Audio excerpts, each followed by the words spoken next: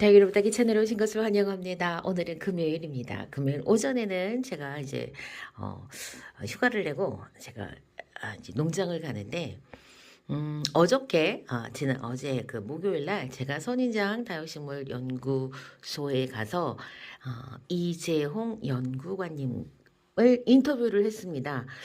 인터뷰 시간은 한 1시간 10분 정도 됐던 것 같고, 인터뷰 전에 이제 그 워밍업으로 진행을 했던 그 이야기들이 있었는데, 그 이야기가 정말 좋은 이야기가 많았는데, 제가 그거는 녹화라든가 녹음을 못하고 그냥 메모만 해서 제 머릿속에만 있어요. 그래서 하나하나 여러분께 이야기를 드리는데, 정말 놀라웠던 거는 이제 재배자의 입장이고 우리는 이제 매니아로 이제 키우는 입장이어서 조금 그 포인트 시선 바라보는 시선은 조금 다르다라는 생각은 했어요. 그렇기는 하지만 기존에 우리가 알고 있었던 거랑 다른 이야기들을 많이 해주셔서 제가 진짜 깜짝 놀랐어요. 그래서 내가 분갈이하고 다육이를 키우는 그런 어떤 영상들을 보면서 저렇게 키우면 안 되는데 저러니까 다육이가 저렇지라고 하는 그런 생각들을 되게 많이 하고 계시겠구나라는 생각을 했습니다.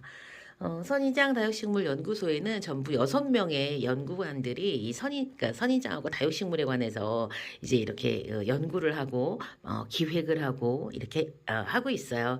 정말 과학적으로 실험을 많이 하고 있거든요. 그래서 첫 번째는 그 농가의 소득을 증대하기 위해서 품종을 개발해 가지고 그 품종을 전수 이전해줘서 품종을 넘겨줘서 이제 재배를 하고 그 다음에 또 이제 판매를 하게끔 이제 이렇게 이제 하기도 하고, 그다음에 잘 키우는 방법, 어떤 다육이한테, 그러니까 이 다육이한테는 어떤 농약이 맞는지에 관한 실험들도 하고 계시고, 용기는 어떤 게 좋은지, 이 안에 흙은 어떤 게 좋은지, 관수는 어떻게 하는 게 좋은지, 상품의 가치를 이제 평가를 하는 기준 방법이 있어요.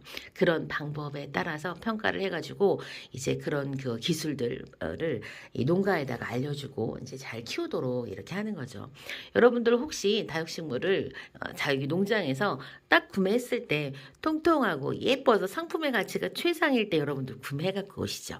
그렇게 키워내도록 알려주는 곳이 선인장 다육식물 연구소가 이렇게 많은 도움을 농가에다가 주고 있는 거예요. 그래서 인터뷰를 하면서 제가 그동안 알고 있었던 내용과는 전혀 다른 그런 내용들, 그다음에 막연하게 알고 있었던 내용들을 조금 확인받는 그런 부분들도 있어서 여러분께 차츰 이야기를 드리고, 조금 부족한 그런 내용들은 차후에 이런 연구가님들한테 제가 서면으로 메일을 좀 보내서 회신을 하고 여러분께 또 이렇게 답을 드릴 수 있는 방향으로 진행했으면 하는 바람이 진짜 컸습니다. 왜냐면 우리가 알고 있는 내용하고 많이 달라서. 근데 이제 우선은 여러분들이 알고 있는 다육식물에 관한 그런 병증 혹은 다육이 이름에 관해서 문의하는 곳이 있다고요. 플랜트 119라고 하는 그 프로그램을 이용을 하시면 다육이가 만약에 문제가 있어, 그럼 사진을 찍어가지고 그 하면 그 식물을 담당 그 하시는 분들이 다 분류를 해서 이제 다육식물이면 다육식물을 이제 담당을 하는 부서가 그걸 답을 해준다고 해요. 그러니까는 여러분들 가장 정확하고 가장 과학적인 방법으로 그 대응을 해주는 곳에 이제 문의를 하시는 것도 아주 좋은 방법이라는 걸 이제 좀 이렇게 알려드려요. 물론 가까운 친구, 농장 사장님 정말 빠르고 좋죠. 왜냐면 있는 자리에서 바로 물어보고 답을 받을 수 있고 한다면. 그런데 이제 그런 것도 있지만 이렇게 과학적으로 이제 연구소예요, 연구소. 그리고 제가 이제 여러분께 또 드리고 싶은 말씀 중에 하나가, 여러분들 제가 이제 계속 이야기를 드리지만 여러분들은 무름병하고 줄기 썩은 병 구별을 못해요. 왜냐면 저도 그랬거든요. 저는 다육이가 주저앉으면 다 무름병인 줄 알았어요. 그런데 다육식물한테 가장 많이 발병하는 질병은 줄기 썩은 병이에요. 그런데 우리는 다 무름병과 줄기 썩은 병이 같은 병이라고 생각을 하고 증상만 조금 다른데 이렇게 생각을 하고 있거든요. 그런데 줄기 썩은 병이 가장 많이 발병하는 다육이 질병이에요. 물론 그 예방이라든가 처방이 똑같다면 우리가 구태여 구별을 해가지고 그걸 할 필요는 없지만 그래도 정확한 병명은 이렇게 다르다는 거죠. 그래서 요런 부분에 관해서 아주, 그러니까 정말 너무 방대한 다육 생활에 관한 어떤 질문들을 다 할 수가 없어서 전반적인 이야기들만 제가 조금 이렇게 하고 왔는데 그 1시간이라는 시간 동안에 다 담을 수가 없더라고요. 그리고 이 그 연구가님도 뭐 하나 얘기를 하면 이게 A예요라고 답을 하기 위해서는 앞서서 다른 모든 것들을 이야기를 해서 그래서 A가 되는 겁니다라고 이야기를 해주셔야 되다 보니까 이게 시간이 상당히 부족했었어요. 그래서 앞으로는 제가 이메일로 좀 이렇게 답을 하고 답을 받는 방식으로 해서 여러분께 제가 또 이렇게 실생활에 필요할 때 그때그때마다 알려드릴 수 있으면 참 좋을 것 같습니다. 그리고 이제 제가 이제 미리 말씀을 드리지만은 정부 기관이 제공을 하는 정보들이 있습니다. 다육이뿐만 아니라 선인장, 다육이, 그다음에 일반 관엽식물도 그렇고 정보 그러니까 국가가 제공하는 정보들이 있으니까 여러분들 조금 더 활용해 보세요. 제가 그랬어요. 아니, 왜 이렇게 국가가 제공하는 정보가 있다는 사실을 나도 매우 늦게 알았다. 제가 그랬거든요. 정보에 대한 홍보, 그러니까 이런 일을 하고 있다는 홍보가 좀 부족한 게 아니겠냐라고 말씀을 드렸더니 다육이 키우시는 분들의 그런 고집이 대단하다고 해요. 그러니까는 이 선인장 다육식물 연구소도 이 처음에 다육식물이 이제 수입이 되면서 지금 이 다육이 수출 강대국이 될 때까지 정말 많은 기여를 하고 연구를 경험이 이렇게 축적이 되었음에도 불구하고 믿지를 못하고 본인들이 키우는 방식, 그 다음에 또 이제 자기가 사갖고 농장 사장님이 제공해주는 정보에 의존을 하고 이제 이런 정보들을 믿지 않으려고 한다라고 하시는 그런 이야기들을 좀 해주셨어요. 그래서 여러분들은 지금 저랑 같이 시작을 하시는 여러분들은 조금 더 열린 마음으로 정보를 받아들일 때 여러분들께서 좀 이렇게 받아들이셨으면 좋겠어요. 다만 바라보는 시각이 달라요. 다육이 하나가 있어도 이 다육이를 키워내는 사람, 유통하는 사람, 판매하는 사람, 키우는 사람 네 가지의 입장이 있겠죠. 네 가지의 입장이 있어요. 그렇기 때문에 이 다육이 하나를 보고도 서로 다른 생각, 서로 각자 다른 생각을 가지고 이야기할 수는 있어요. 그렇지만 이제 저는 최대한 어떤 입장이든 간에 이제 저는 이제 키우기 이제 일반 최종 소비자 입장이기 때문에 이제 소비자로서 여러분께 이제 전해드릴 수 있는 정보들을 많이 이렇게 좀 풀어서 알려드리려고 해요. 제가 이제 어저께 약간 좀 인상적인 이야기 중에 하나, 바로 제가 적용을 할 수 있었던 이야기 중에 하나는 통풍에 관한 이야기였습니다. 통풍 아무리 강조해도 지나치지 않습니다. 그런데 이제 이재홍 연구관님께서 이야기하신 부분은 뭐였냐면 여러분들이 낮에 다육이에게 통풍을 해주는 건 다육이의 면역력을 높여주고 질병 발병률을 낮춰주기 위해서 낮에는 통풍이 필요합니다. 라고 이야기했습니다. 이 이야기는 다육식물이 캠식물이라고 해가지고 일반 초록이들하고 다르게 밤에 기공을 열어가지고 호흡을 하기 때문에 이제 그렇게 이야기를 한 거고요. 그래서 다육식물은 밤에도 반드시 통풍이 필요한 식물이다라고 하는 겁니다.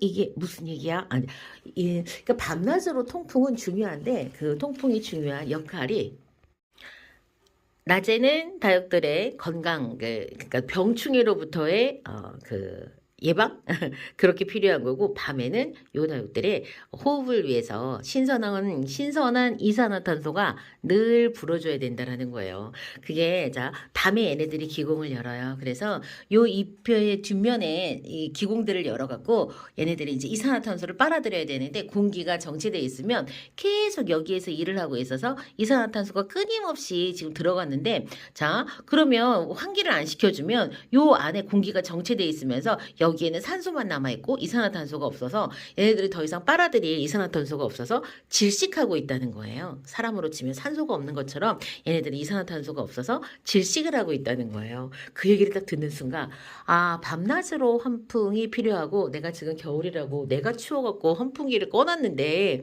이 서큘레이터를 꺼놨는데 해놔야 되겠구나. 물론 지금은 추워가지고 얘들이 뭐 밤에 여기 온도가 뭐 5도 6도 이상 가지 않는 이상은 뭐 기공을 활짝 열어갖고 뭐 호흡을 엄청 막 열심히 하는 건 아니겠지만 그래도 1년 365일 밤과 낮으로 이렇게 환기가 필요한 이유가 그렇다는 거예요. 그러면서 또 하나 어떤 얘기를 해주셨냐면 여러분들 왜 베란다를 포기하고 키핑장으로 가십니까? 물론 공간이 더 필요해서 갈 수도 있지만 햇볕이 부족하다는 이유로 키핑장을 가실 필요는 없습니다. 라고 이야기를 하셨어요. 잘 알고 계시더라고요. 그래서 왜 그렇습니까? 라고 이야기를 하니까 첫 번째는 통풍이 이렇게 중요한데 여러분들이 가려고 하는 그 키핑장 시설은 통풍을 밤낮 없이 하고 있다는 점에 주목을 해야 된다.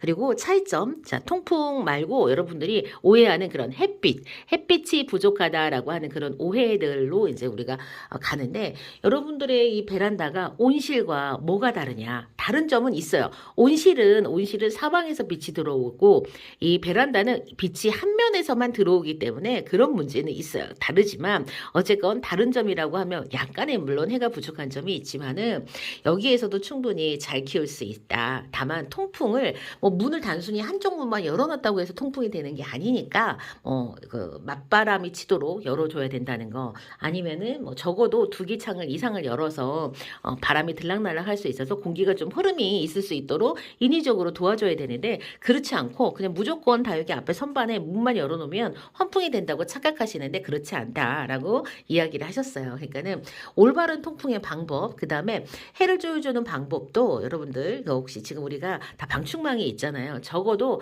창을 투과하는 그 빛이 방충망은 거치지 않고 들어올 수 있도록 한번 해보셔라 라는 이야기. 햇볕을 그러니까 창문을 활짝 열고 햇볕이 좀 직광을 좀 쏘일 수 있도록 한두 번 정도 그러니까는 그렇게라도 좀 관리를 해준다면 굳이 키핑장을 가지 않고도 다육이를 좀 베란다에서 예쁘게 키울 수 있습니다 라고 이야기를 해주셨어요. 그리고 그거 말고도 이제 다육이 배양토에 관한 이야기도 했었고요.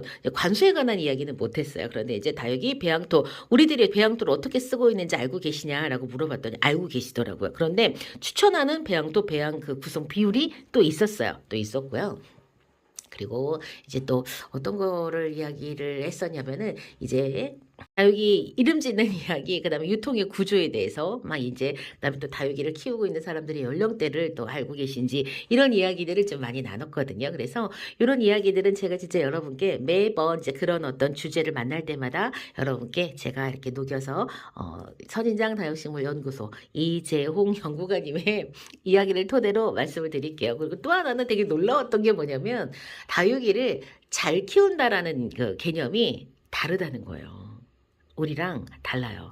왜냐면 그 이제 우리 이제 다육식물 연구소는 다육이를 최상의 상품의 가치대로 이렇게 키워내는 게 목표예요. 그렇기 때문에 얘가 색은 이쁜데 조그맣고 찌글거린다. 그건 못 키운 거예요. 얘가 초록초록한데 막 웃자라갖고 뭐 이렇게 좀 모양이 흐트러졌다. 못 키운 거예요.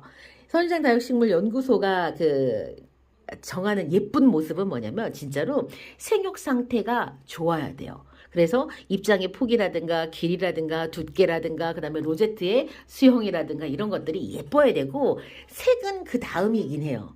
그래서 색도 이제 가을이 되면 자연스럽게 색이 드는데 이제 이 색에 관한 부분은 거기에는 그렇게 있진 않고 연구를 할 때 그다음에 이제 우리가 이제 새로운 품종을 육성을 할 때 이제 이 색을 보고 색을 가지고 이름을 짓는데 이제 도움을 받기도 하지만은 자 그래서 다육이를 잘 키운다라고 하는 부분이 저희랑 다르다는 걸 알았어요.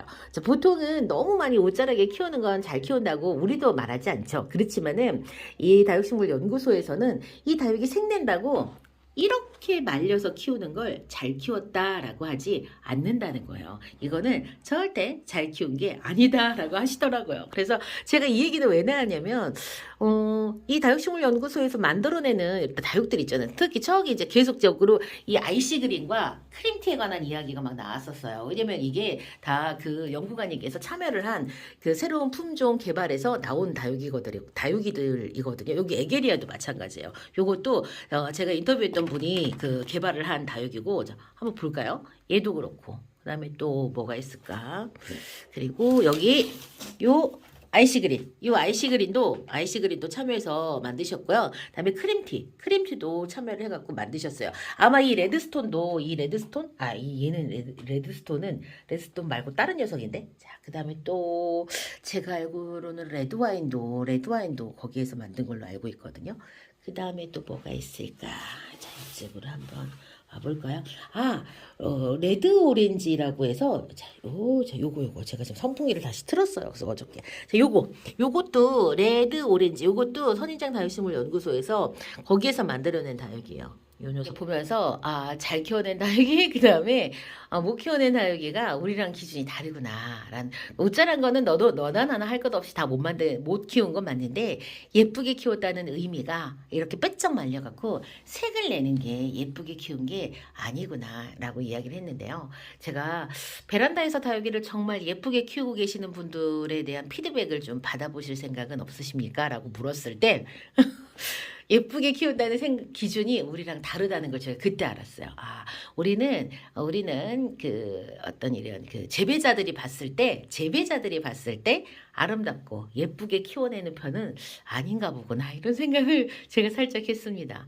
그러니까는 이런 바라보는 시각들은 당연히 다를 수 있어요. 자, 다시 한번 제가 말씀을 드리면 요 다육이 하나가 있으면 키워내는 사람, 유통하는 사람, 판매하는 사람, 키우는 사람 이렇게 네 가지의 시선이 있다는 거 여러분들. 물론 유통과 판매, 그다음에 재배와 유통, 판매가 이렇게 단축될 수는 있어요. 그렇다고 한다면 재배자, 판매자, 그다음에 소비자 이렇게 키우는 사람의 입장에서 이제 크게 둘로는 나눠질 수 있겠죠.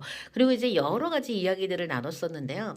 이 다육식물 유통 구조 혹은 판매 구조에 관해서도 유튜브라든가 인터넷으로 판매되고 있다는 사실을 많이 주목하고 있고 이 코로나를 겪으면서 비대면으로 이제 구매가 일어나는 이런 부분들에 대해서 많이 생각을 하고 계시고 있고요. 그다음에 또 이제 이게 결국 역행할 수 없는 앞으로 더 크게 이제 그런 방향으로 나아갈 거라고 해서 이 재배 농장, 전통적인 재배 방식을 고수하는 재배 농가들을 좀 이렇게 개선을 해서 그분들이 소비자하고 만날 수 있는 그런 방법들을 많이 이렇게 고민을 하고 계시더라고요. 그래서 제가 생각하는 것보다 선인장 다육식물 연구소에서는 딱딱한 그런 공무원의 입장이 성과주의 공무원들이 아니라 정말 다육시장을 정말 잘 알고 있구나. 산 증인이구나.